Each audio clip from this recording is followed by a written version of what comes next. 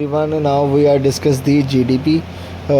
GDP की full form होती है ग्रॉस डोमेस्टिक प्रोडक्ट। ग्रॉस का मतलब होता है टोटल, डोमेस्टिक का मतलब होता है किसी कंट्री की बाउंड्री के अंदर अंदर और प्रोडक्ट में आ जाता है गुड्स एंड सर्विसेज। अब ना इसका मतलब मैं ना आपको एक एग्जांपल के थ्रू समझाऊंगा। जैसे ना एक फैमिली में 3 मेंबर हैं, ठीक है, 2 है डिपेंडेंट।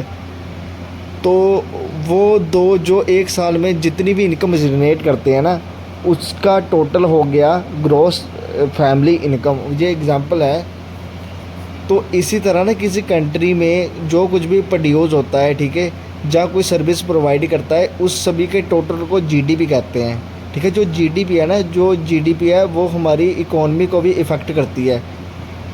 इफ़ेक्ट ऐसे करती है, अगर किसी कंट्री में प्रोडक्शन ज़्यादा हो रही है, ठीक है, तो इट मीन्स है कि उस कंट्री में जो सेलिंग है वो भी ज़्यादा होगी।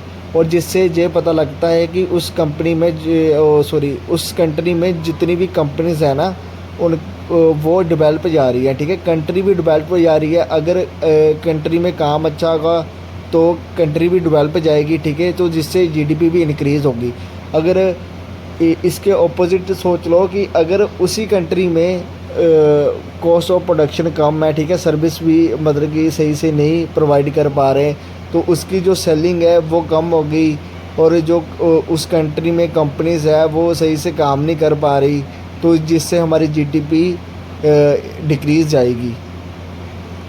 तो इसके लिए ही ना नरेंद्र मोदी ने एक कॉन्सेप्ट लॉन्च किया था, मेक इन इंडिया। ठीक है, उसकी भी मैं आपको एक एग्जांपल देता हूँ, क्योंकि कईयों की क्वेरी ये भी आती है कि अगर कोई फॉरेन कंपनी लाइक जैसे यूएसए की कंपनी आईफोन, ठीक है, वो इंडिया में प्रोड्यूस करे, कि वो अगर इंडिया में प्रोड्यूस करेंगी तो जो जीडीपी है ना वो इंडिया वालों की काउंट होगी, वो यूएसए वालों की काउंट नहीं होगी। मतलब कि जिस कंट्री की बाउंड्री के अंदर प्रोडक्ट बनेंगे, अगर यूएसए की कंपनी आई, वो इंडिया आ गई, ठीक है, इंडिया में प्रोडक्ट बना रही है, तो इसका मतलब है कि वो जो जीडीपी है वो इंडिया की इंक्रीज़ होगी, ना कि यूएसए की इंक्रीज़ होगी। इसलिए जो जीडीपी है ना वो हर कंट्री के लिए बहुत ही इम्पोर्टेंट होती है।